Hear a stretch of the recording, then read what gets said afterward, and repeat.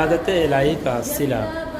بنی اسرائیل میں دو بھائی تھے، جن میں ایک مسلمان تھا اور دوسرا کافر، اور تھے دونوں دریا کے۔ کافر بت کو سجدہ کرتا تھا، مگر جب مچھلیوں کے لیے جال دریا میں ڈالتا تو اس قدر مچھلیاں اس میں آ جاتی تھی کہ اس کو کھینچنا مشکل ہو جاتا، مگر مسلمان جال میں صرف ایک ہی مچھلی آتی تھی اور اسی پر صبر کے ساتھ خدا کا شکر ادا کرتا تھا۔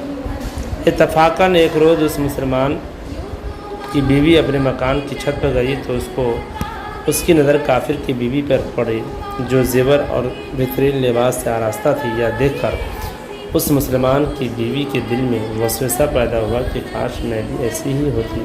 تو کافر کی بیوی بولی، تو شوہر کو آمادہ کر لے، وہ بھی میرے شوہر کے معبود یعنی بت کی عبادت کیا کرے، تاکہ تو بھی میری طرح مالدار ہو جائے۔ یہ سن کر مسلمان بھائی کی بیوی کچھ غمزدہ سی ہو کر نیچے آئی، اور جب اس کا شوہر گھر آیا تو اس نے بیوی کا حال متغیر دیکھ کر دریافت کیا، آخر کیا بات ہے جس سے تو اس قدر غمزدہ معلوم ہوتی ہے؟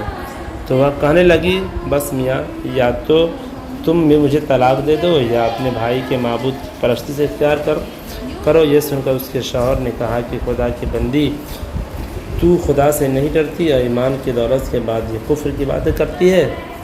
تو عورت بولی، بس مجھ سے اب زیادہ باتیں نہ بناؤ، میں ننگی بوچی نہیں رہ سکتی، جبکہ دوسری عورتوں اور خصوصاً تیرے بھائی کی بیوی کو میں دیکھ رہی ہوں کہ وہ زیورات اور عمدہ لباس سے آراستہ رہتی ہے۔ جب اس مرد مومن نے دیکھا کہ عورت تریاحٹ پر اتر آئی ہے اور اس کا اصرار حد سے بڑھ چکا ہے، تو اس نے عورت کو تسلی دی اور کہا، اچھا، گھبرانے کی ضرورت نہیں ہے، میں کل سے کاریگروں اور مزدوروں میں جا کر محنت کر کے تجھے روزانہ 2 درہم دیتا رہوں گا، تو اس سے اپنی حالت درست کر لینا۔ یہ سن کر عورت کو کچھ تسلی حاصل ہوئی اور سویرے ہی وہ مرد مومن مزدوری کی تلاش میں نکلا، لیکن کسی نے اس کی بات نہ پوچھی۔ یہ دیکھ کر وہ دریا کے کنارے پہنچا اور شام تک اللہ کی بات میں مصروف رہ کر رات کو جب گھر آیا تو بیوی نے دریافت کیا، آج تم کہاں تھے؟ تو وہ کہنے لگا کہ میں بادشاہ کی خدمت میں تھا، اس نے مجھ سے 3 دن کام کرنے کی شرط رکھی ہے۔ عورت بولی کہ آخر وہ بادشاہ تم کو کیا دے گا؟ تو اس نے جواب دیا کہ میرا بادشاہ بڑا کریم ہے اور اس کے خزانے مال و دولت سے بھرے ہوئے ہیں، وہ مجھے وہ دے گا جو میں چاہوں گا۔ چنانچہ اسی طرح برابر وہ اپنے معبود برحق کی عبادت میں مصروف رہا۔ اور تیسویں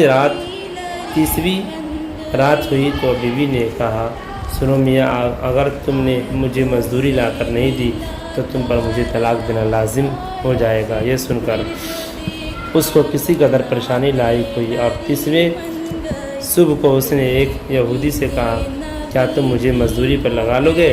یہ سن کر یہودی کہنے لگا، ہاں، تم کو مزدوری تو مل جائے گی، لیکن شرط یہ کہ میرے پاس تمہارے کھانے پینے کا کوئی انتظام نہ ہوگا۔ چنانچہ وہ مرد مومن روزہ کی نیت کر کے یہودی کے ساتھ ہو لیا۔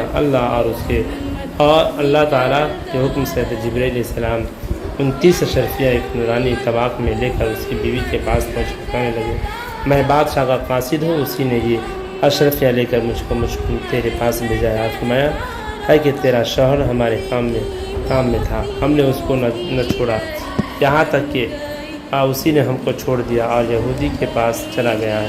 اگر وہ ہمارا کام کرتا تو ہم اس کو اور زیادہ اجرت دیتے، بس یہ ایک اشرفی کی کمی اس وجہ سے ہوئی ہے۔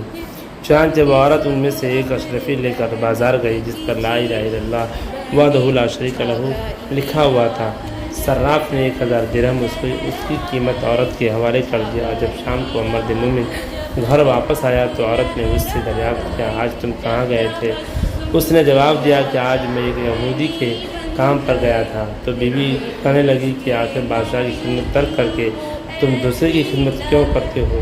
پھر اس کو اشرفیوں کا واقعہ سنایا، جس کو سن کر وہ مرد مومن روتے روتے بے ہوش ہو گئے، اور جب اس کو ہوش ہوا تو بیوی سے کہنے لگا، افسوس کہ میں نے بادشاہ دو جہاں کی خدمت کا حق اپنے اوپر لازم نہ کیا۔ اس کے بعد اس شخص نے عورت کو چھوڑ دیا اور پہاڑوں پر چلا گیا، جہاں خدا کی عبادت ہی میں مصروف رہ کر اس کا انتقال ہو گیا۔ اللہ تعالیٰ اس پر اپنا رحم فرمائے، آمین۔ سچ ہے کہ اللہ کے خزانوں میں کوئی کمی نہیں ہے، وہ بندے کو اس کی عبادت کا صلہ ضرور دیتا ہے، اگرچہ بعض دفعہ کسی حکمت کی بنا پر اس کے یہاں دیر ہو جاتی ہے، لیکن بہرحال اندھیر پھر بھی نہیں، وہ اپنے بندوں کو دیتا ضرور ہے۔ اللہ تعالی ہم سب کو صبر و شکر کے ساتھ اللہ کا زندگی گزارنے